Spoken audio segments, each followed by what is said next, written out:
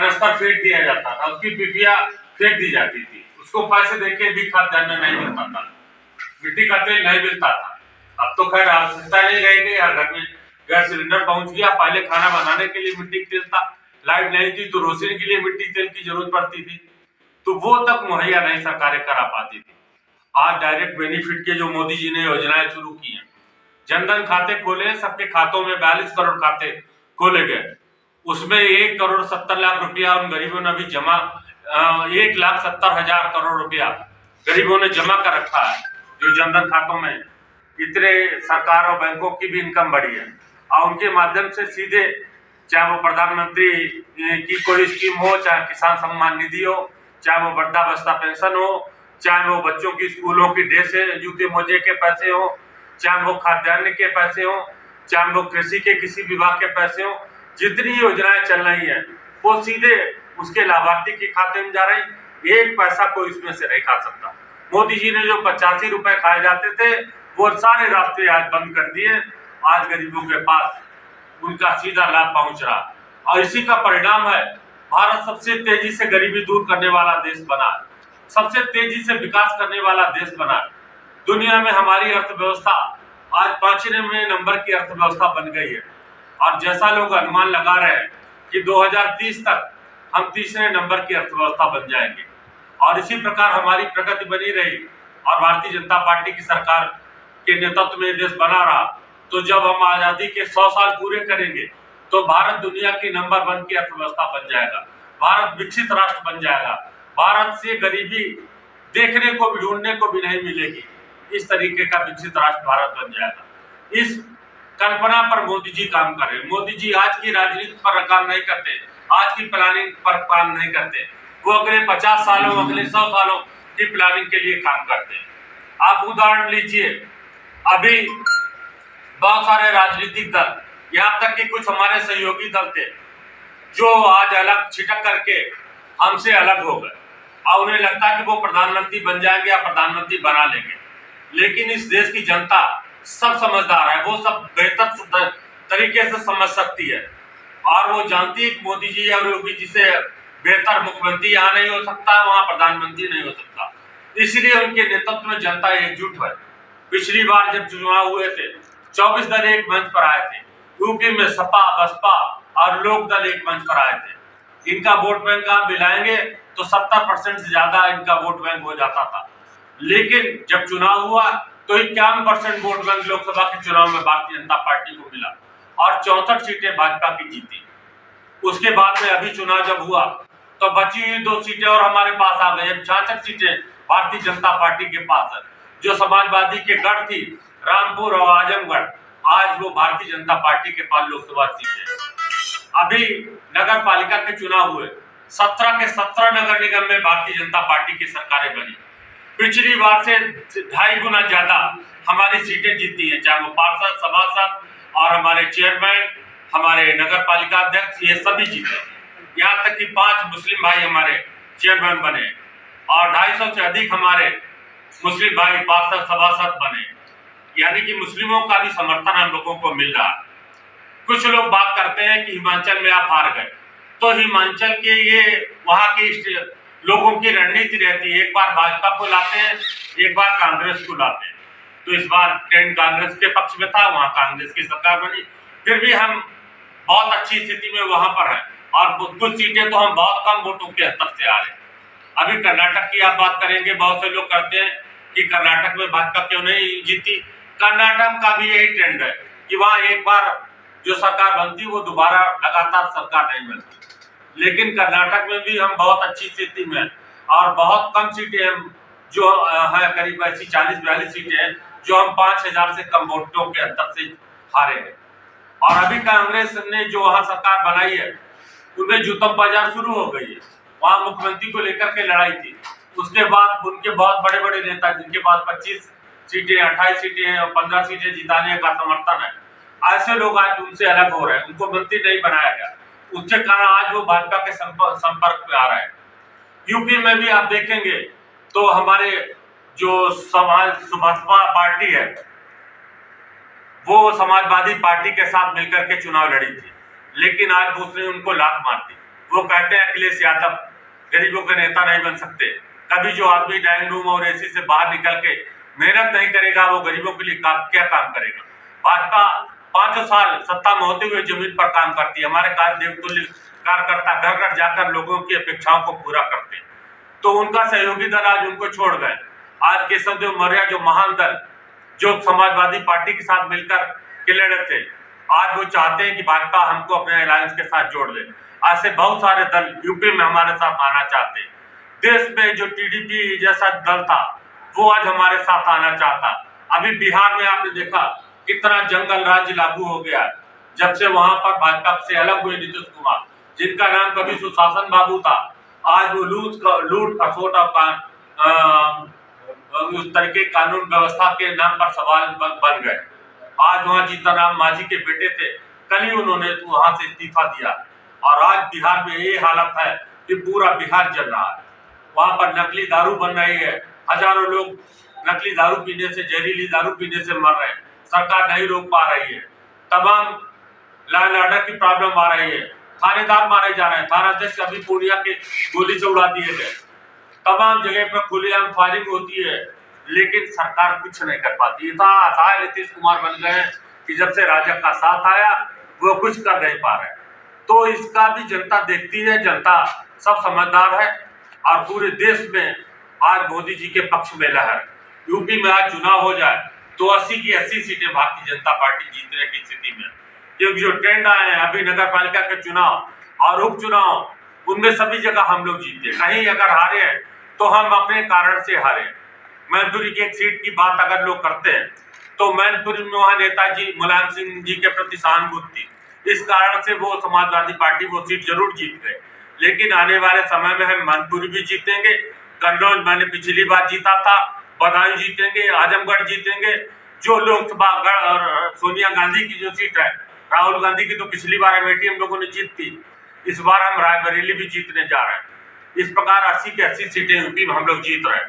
राजस्थान, मध्य प्रदेश, महाराष्ट्र, गुजरात जो बड़े राज्य हैं वहां पर आज भी हमारी सरकारें हैं और आने वाले चुनाव में हमारे सांसद जीतेंगे। इन 5-7 राज्यों से ही लगभग निर्णय हो जाता है कि देश में किसकी सरकार बनने वाली। फिर बिहार में आप जाइए, बंगाल में आज जिस तरीके का गृह युद्ध जैसी स्थिति है, वहां पर अत्याचार अनाचार हिंदुओं के साथ हो रहा है, उससे भी हमारा समाज एकजुट होकर के भारतीय जनता पार्टी को वहां पर लाना चाह रहा है। अभी कर्नाटक का आप हाल देख रहे हैं लोकसभा में, वहां तमाम नए लोग हमारे साथ आने जा रहे हैं, जो कांग्रेस में शामिल हुए थे वो हमारे साथ में आने वाले हैं। आप जहां तेलंगाना में टीडीपी की सरकार थी, अब उन्होंने उसको टीआरएस की सरकार थी, अब बीआरएस नाम उन्होंने रख लिया कि किसी ज्योतिषी ने बता दिया कि तुम्हारी सरकार नहीं बन पा रही है तो नाम बदल लो। तो नाम बदलने देने से सरकारें बनती बिगड़ती नहीं है, सरकारें जनता बनाती है और जनता बिगाड़ती है। जनता को पता है तुम्हारे अंदर कितना भ्रष्टाचार है, तुमने कितनी लूट मचाई है, कितने तुमने IMIM को कितना समर्थन दिया, कितना उनके नेताओं को बढ़ावा दिया, ये पूरा तेलंगाना की जनता भी समझ गई और आज इसलिए वहां भाजपा की सरकार आने वाले समय बनने वाली है।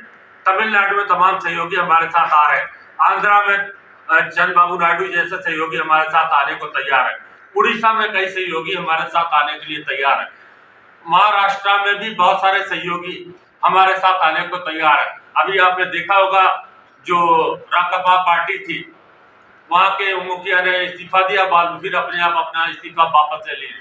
कारण ये था कि वहां भी बगावत की सुर खड़े हो गए। जैसे शिवसेना आज पूरी भाजपा बन गई है, वैसे राकापा खत्म होकर वहां भाजपा का साथ होने वाली थी। तो वहां मैं समझता हूं कि लोग समझ रहे हैं कि मोदी जी के नेतृत्व तो अभी हटने नहीं वाला नहीं है। पंजाब में अकालियों के जाने के बाद में सरकार इनकी कांग्रेस की बनी, कांग्रेस के बाद अब आम आदमी की बनी। आम आदमी की सरकार में वहां इतना भ्रष्टाचार हो गया है, इतना ज्यादा वहां पर ड्रग्स की तस्करी हो रही है, जीवन बचाने के लिए दुआएं मांग रहे हैं, गुरुद्वारों में जाकर के दुआएं करते हैं, मंदिरों में जाकर पूजा पाठ करते हैं कि कैसे भी हमारा बच्चा बच जाए। सरकार इतना सहयोग कर रही, पुलिस बेसहारा असहाय बन गई है और वहां पर पंजाब में ड्रग्स का इतना व्यापार बढ़ गया, जिसके लिए सरकार बनाई थी आज वो लोग वहां रोने लगे। आज कांग्रेस और अकाली और ये आम आदमी के बड़े बड़े नेता टूट करके भारतीय जनता पार्टी में शामिल हो रहे हैं और आगामी समय में हम लोग पंजाब में भी अपनी सरकार बनाएंगे और लोकसभा में जितनी वहां की सीटें वो सब सीटें भारतीय जनता पार्टी जीतने वाली है। आप देखेंगे देश में जिस प्रकार गरीबों के लिए काम हुआ, आज हवाई अड्डे बनाए गए, मेट्रो के मामले में हम जापान और दक्षिण कोरिया को पछाड़ करके सबसे बड़े मेट्रो देश बनने वाले हैं। रेल नेटवर्क का दूसरे नंबर का हमारा बन गया। भारत की वंदे भारत ट्रेन है जिसको दुनिया के कई देश अपने यहाँ खरीदना चाहते हैं। ये सबसे सुगम और सबसे सस्ती ट्रेन है। बुलेट ट्रेन अमेरिका, जापान और चाइना में चलती है, लेकिन बहुत महंगी टेक्नोलॉजी, किराया हवाई जहाज से भी ज्यादा महंगा, आम आदमी उस पर सफर नहीं कर सकता। उसी में भारतीय वैज्ञानिकों ने वंदे भारत ट्रेन बना दी जो आज सबसे सुगम ट्रेन बन गई है। बुलेट ट्रेन का ही एक प्रारूप बनकर के तैयार है। 180 किलोमीटर प्रति घंटे में चलती है और सस्ते किराए पर चलती। सामान्य जो किराया रेल एक्सप्रेस का उससे वंदे भारत चल रही है और आज पूरे देश में वंदे भारत ट्रेन एक भारत का इंजीनियरिंग का उदाहरण बन गया, परिचय बन गया कि भारत के कितनी अच्छी टेक्नोलॉजी भारत में है। और जो हमारे प्रधानमंत्री कभी रिसर्च और इसके लिए पैसा खर्च करना चाहते वो साबित हो गया वंदे भारत ट्रेन में। तेजस विमान हमारे यहाँ बनाया गया, दुनिया उसको खरीद रही है। ब्रह्मोस मिसाइल भारत की बनकर के तैयार है, दुनिया उसको खरीदना चाहती है। भारत अब पहले हम लोग आयुध निर्माता नहीं आयातक बनते थे, अब हम निर्माता बन गए। तमाम हथियार हमारे देशों से विदेशों के लोग खरीदना चाहते हैं। हम बड़े बड़े जहाज बना रहे हैं, पानी के पनडुब्बियां बना रहे हैं और परमाणु हेड से संपन्न पनडुब्बियां हम लोग बना रहे हैं।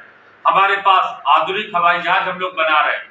हमारे पास बेहतर हेलीकॉप्टर बना रहे हैं जो दुनिया के सबसे हल्के हेलीकॉप्टर साबित हुए, जिनको भी दुनिया खरीदना चाहती है। ऐसा हमारा HAL ने तैयारी करी है। RDSO ने तमाम हमारे ट्रेनों में व्यवस्थाएं कर दी है जो भारत की इंजीनियरिंग के लिए उदाहरण। अभी आप देखें कोरोना जैसी महामारी आई, हमारे यहाँ तब दवाइयां मिलती थी, दुनिया पूरे देशों में 50 साल बाद हमारे यहाँ पोलियो की वैक्सीन आ पाई, 50-60 साल बाद चेचक और अन्य बीमारियों की वैक्सीन भारत में आ पाई। लेकिन कोरोना आया, हमारे यहाँ 2 वैक्सीन बनकर तैयार हो गए, जिससे हमारे देश के लोग सुरक्षित हो गए। अब पूरी दुनिया में हमने वैक्सीन की सप्लाई की। बहुत से देश हमारे सहयोगी थे जहां हमने फ्री में सप्लाई भेजी। तो हम एक कल्पना कर सकते हैं कैसा भारत देश होना चाहिए, वैसा जो हमारे शहीदों के सपनों का भारत है, वैसा भारत हमारे प्रधानमंत्री जी ने बनाया। वैसा भारत आज भारतीय जनता पार्टी के 2 सालों में बना। हमारे जिलाध्यक्ष जी बैठे, इनके नेतृत्व में हरदोई जिले में जो विकास हुआ है वो आप देख रहे हैं। ये गंगा एक्सप्रेस वे आपके हरदोई की विधानसभा से होकर के जा रहा, इसके बन जाने से शायद हमारे जिले का सबसे बड़ा विकास होगा। इसके किनारे रेल चलाने की योजना है। अभी सांडी से लेकर यही हमारी विधानसभा होते हुए गुरसागंज होते हुए कन्नौज तक रेल चलाने का सर्वे हो गया, उसका पैसा जारी हो गया। बहुत जल्दी वो रेलवे लाइन पड़ने वाली है। 3 एक्सप्रेस वे हरदोई जिले से जो निकल के जा रहे हैं, आगरा एक्सप्रेस वे, दूसरा गंगा एक्सप्रेस वे। अभी आप नैनीताल से लेके आसाम तक एक नया एक्सप्रेस सरकार बना रही, वो भी शाहबाद से लेकर के हरदोई होते हुए जाएगा। उसके लिए जमीन अधिग्रहण हो गई। हरदोई में जान की समस्या थी, आज बाईपास बन गया। हरदोई में भी तमाम विकास की जो नई किरण थी वो पहुंची है। आज हरदोई जनपद विकास के उन्नत जनपदों में माना जाता। देश का दूसरे नंबर का जो टेक्सटाइल पार्क है क्षेत्रफल के आधार पर, वो अपने हरदोई में बनने जा रहा।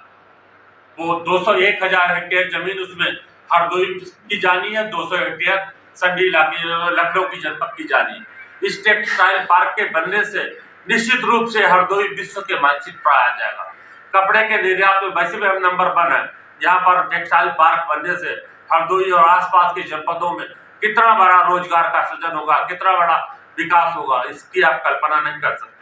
अभी उत्तर प्रदेश सरकार ने इन्वेस्टमेंट समिट किया था, 33 लाख करोड़ के MOU साइन हुए थे और आज की डेट में 36 लाख करोड़ के MOU साइन हो चुके हैं उत्तर प्रदेश सरकार के साथ। उसमें हरदोई जनपद में लगभग 8,000 करोड़ के उद्योग लगने जा रहे हैं।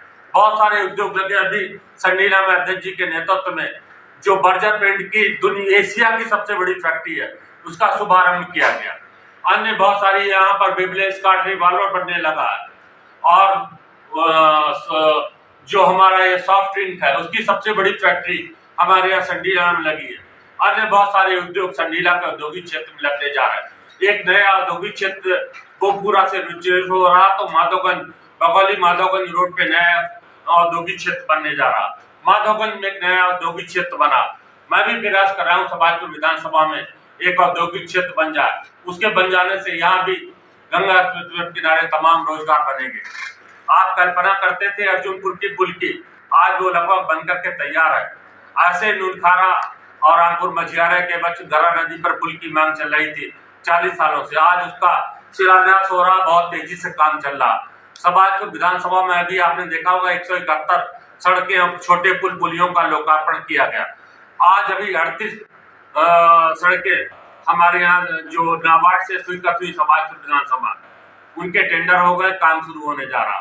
दीनदयाल उपाध्याय सड़क योजना के अंतर्गत बहुत सी सड़कें 21 सड़कें शुरू हुई। राज्य वित्त योजना के अंतर्गत 21 सड़कें स्वीकृत हुई हैं और आने वाले समय में इस वित्तीय वर्ष में लगभग 58 सड़कें हमने प्रस्ताव दिया जो स्वीकृत होंगी। 2 पांटून पुल स्वीकृत होंगे। एक जो गोरिया ये शासन पहुंच गया, पैसा जारी होना। दूसरा 66 घाट पर है, उसका भी पैसा जारी होना, शासन में पहुंच गया। ऐसे पाली में रोडवेज का बस स्टेशन बन गया, स्वीकृत हो गया, पैसा जारी हो गया। समाजपुर में भी आप देख रहे हैं कि कोतवाली का पैसा जारी होगा, टेंडर हो गया, 2-4 दिन के अंतर्गत उसमें काम शुरू होगा। ये जो गेस्ट हाउस में आप बैठे हैं, इसमें 2 नए सूट बना दिए गए। पाली में अभी अध्यक्ष जी ने घोषणा करवाई है हमारे PWD मिनिस्टर से, तो वहां पर गेस्ट हाउस बन रहा है। अभी उत्तर प्रदेश में 10 संस्कृत इंटर कॉलेज खोले गए, उसमें अपनी विधानसभा में एक इंटर कॉलेज यही आगे संजना गांव पड़ता है, वहां स्वीकृत हो गया, उसका पैसा जारी होने वाला। खेलो इंडिया के अंतर्गत खेल का स्टेडियम बहुत जल्दी यहाँ स्वीकृत हो जाएगा, भारत सरकार में उसका प्रस्ताव गया हुआ है।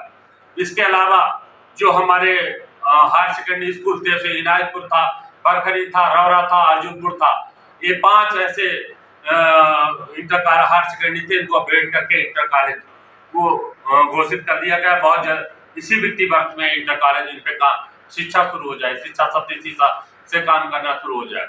मैंने माननीय मुख्यमंत्री जी से मांग की, एक कोई पॉलिटेक्निक और एक डिग्री कॉलेज के लिए, डिग्री कॉलेज के लिए उन्होंने आदेश कर दिया।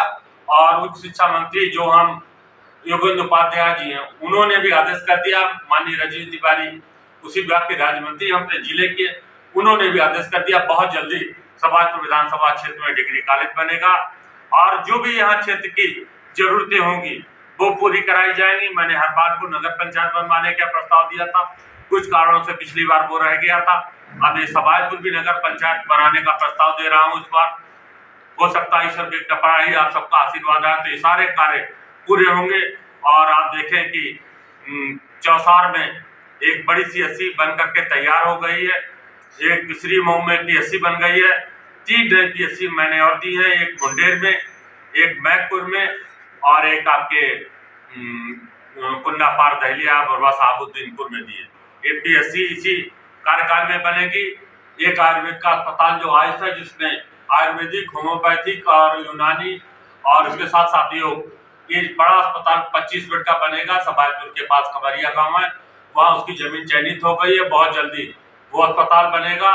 ऐसे ही हमारे विधानसभा में 5 आयुर्वेदिक और 5 होम्योपैथिक अस्पताल बने, जिनकी बिल्डिंग आज तक नहीं बनी, उनकी बिल्डिंगों के लिए पैसा इसी वित्तीय वर्ष में स्वीकृत होगा और उनके सारे भवन बने, जहाँ हरपालपुर में है, हथौड़ा में है, पसदेवरा में है और आपके श्री मऊ में है। जहाँ जहाँ होम्योपैथिक अस्पताल बड़े गाँव में है, वहाँ पर उनकी बिल्डिंगें बनेगी।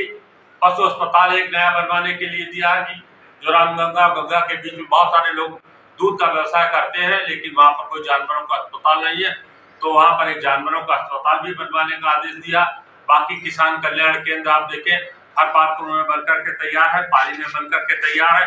अभी हमने श्री मऊ में दिया, सांडी में, पसदेवरा में दिया और एक बाबन ब्लॉक में गढ़िया डबटौरा में दिया। एक किसान कल्याण केंद्र भी बनकर के तैयार हो जाएंगे।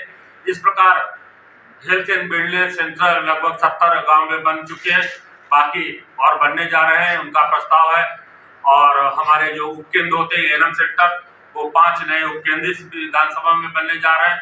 इस प्रकार स्वास्थ्य के क्षेत्र में भी बहुत सारा काम समाजपुर विधानसभा में हुआ है और जो अस्पताल हमारे चालू है, जैसे हरपालपुर CSC है और समाजपुर CSC है। यहाँ पर अल्ट्रासाउंड के लिए बहुत जल्दी पैसा मिलकर अल्ट्रासाउंड की स्थापना होगी। पाली PSC में भी अल्ट्रासाउंड एक्सरे दोनों की स्थापना होगी और एक हेल्थ ATM मैं अपनी विधायक निधि से पाली PSC पे लगवा रहा हूँ, तो लोगों की जांचें वहाँ सुविधा से हो सके। इसके सारे प्रयास विधानसभा स्तर पर किए जा रहे हैं और जो भी कार्य आप लोग बताते हैं समय समय पर वो कार्य लेकर के हम लोग सरकार के पास जाते हैं। और हम सबका सौभाग्य है कि सरकार कोई काम पैसे के अभाव में नहीं रोकती। वो कहती पैसा हम कहीं से लाएं, लेकिन विकास का हर काम पूरा होगा। और ये समाजपुर जैसा पिछड़ा विधानसभा क्षेत्र आज बहुत सारे कार्यों को लेकर के आज उनकी पूर्ति हुई है और हम सब लोग बहुत तेजी से आगे बढ़ रहे हैं। इसी प्रकार पूरा हरदोई जनपद हमारे अभी आपने देखा होगा लोकसभा और जनपद स्तर पर प्रेस वार्ता हुई थी। हमारे जिलाध्यक्ष जी बैठे थे, राजेश सरमोती जी बैठे थे, हमारे अन्य पदाधिकारी बैठे थे और सारी बातें उसमें जिला स्तर के विकास की बताई गई थी।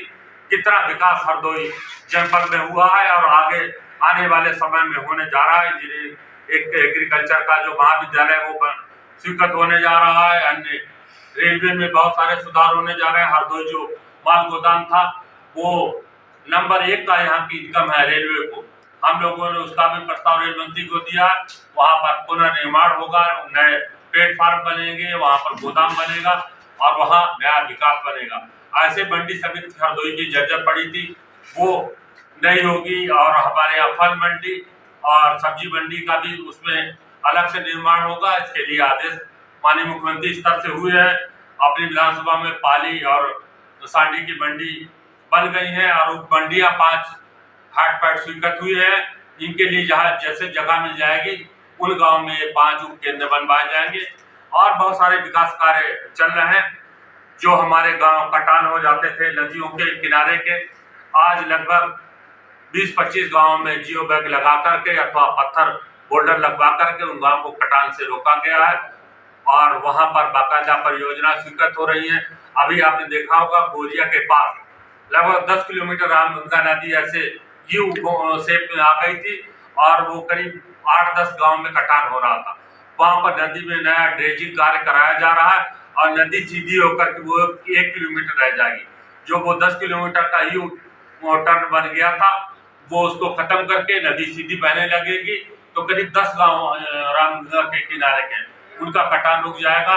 ऐसी बहुत सारी नदियों की परियोजनाएं स्वीकृत हुई है। पूर्व में चंदनपुर है, हमारा अरवल है, बेटा है, आपका बारी है, ऐसे बहुत सारे गांव, अलीगंज नदक्रिया है, आपका रबियापुर है। इन सब गांवों के किनारे बोल्डर पत्थर लगाकर या जियो बैग लगाकर इन गांव को कटान से रोकने की परियोजना स्वीकृत हुई। गर्रा नदी के किनारे लगभग जितने गांव हैं नुनखारा तक हर गांव में कटान से रोकने की परियोजना बन गई है या बन रही है या इस वित्तीय वर्ष में बन जाएगी।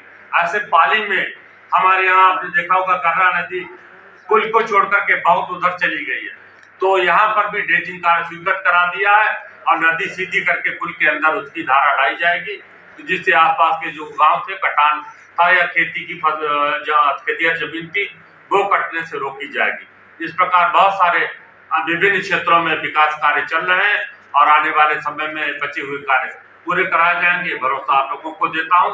माननीय प्रधानमंत्री जी के 9 साल के जो कार्यकाल में भारत जिस तेजी से आगे बढ़ा है उसी अनुरूप हमारे योगी आदित्यनाथ के नेतृत्व में, माननीय प्रधानमंत्री जी के नेतृत्व में हरदोई जनपद और समाजपुर विधानसभा भी विकास के क्षेत्रों में आगे बढ़ रही है।